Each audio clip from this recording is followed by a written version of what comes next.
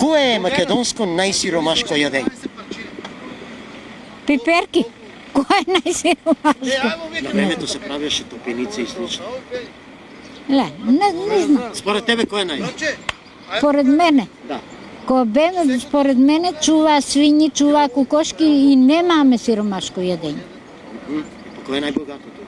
Па најбогато месо, испражиш свинско месо, подсолено, Место со дотерано. печуркички, со се. Најбогато. Според вас кој е? Чај дробен со леп. Чаја сме го дробиле со леп и дивка кафето. Едно време. Така е било. Како деца. Сиромашко е тоа било. Кој си имале и млеко си зимале, си добеле. Кој немале кило млеко, кило вода. Ако нема млеко? Така. Ако нема, ви кажав, чај, ќе сварат и ќе си надробеме, ќе си јадеме. Лука и оцет. Тоа. Што е со топеницата? Топеницата, па добро е тоа со сиренци. Топеницата треба и сирење и млеко. Многу зарзавати, а? Да, лукче и оцетче и готово. Јади, едно време така се жнале. Кое е најсиромашното јадење? Македонско. Граф.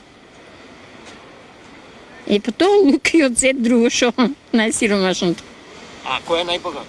Па се разбира месо, скара. Гравот е најсиромаш. Секој го јаде и најефтин. Посно гравче. А, па и топаници се јаде.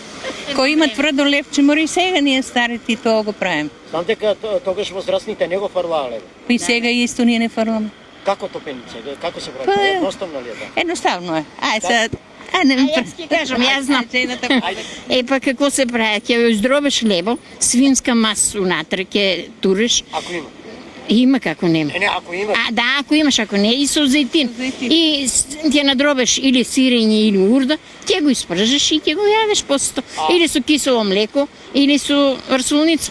А вода, леп и сол само? Тоа не сум јадела, не знам. Лично е тоа, иста топеница. Мислиш така, ушпоре да го подпече. Затоа велам дека е најсиромашно. Да. Кое е македонско најсиромашно јадење според вас? Пинџуру. Пинџур. Топеница ако е со мас, да се стопе мас и да се надроби лего, да се и на крај малку ќе го прска со вода да омекне лего. Тоа е фактички да не се фрла лего. Да. А леп се многу фрла моментално сега. Кој е најсиромашното јадење? Не знам. Грал. Сигурно. Грал, да. Што е со топеницата? Може. Краставичка мислиш со Топеница. оцет. Топеница, како се тоа топеница? Леп, вода, сол. Само тоа го рачунаш топеница? Да. Па добро, и тоа може. Ако дал Господ, И тоа може. Ама ако има. Супата. А ако нема супа? Само лепчето. Само лепче, а? Само лепче. Нема друго. Па ќе преживееме со солце.